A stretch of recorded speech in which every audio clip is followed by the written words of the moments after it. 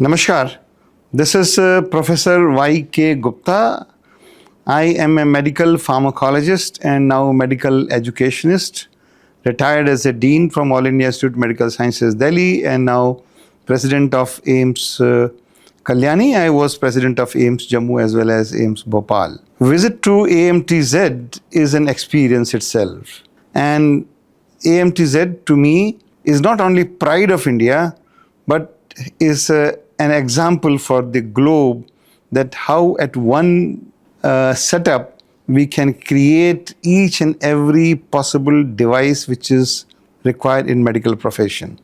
At the time of independence, even a suturing needle was to be imported. And today, thanks to AMTZ, we are making from mask to MRI, from the simple radiation machines to cyclotron. And we are making here, we have shown that if we go to the molecular diagnostic, which was the need of at the time of COVID, this created medical device, lakhs of medical device, and 80% of the devices were made, medical diagnostic kits were made in AMTZ.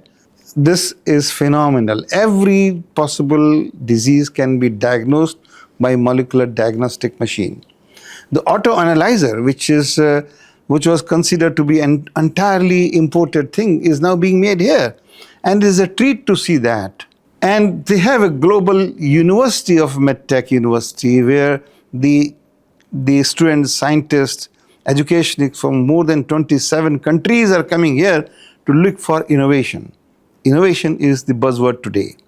Each child to a eldest person, maybe 99 years of age, from 1 year of age to 99 years of age, must work for innovation, and which is the need of the day. And what we say, Bharat, which is Swasth Bharat, which is independent Bharat, and which is make in Bharat.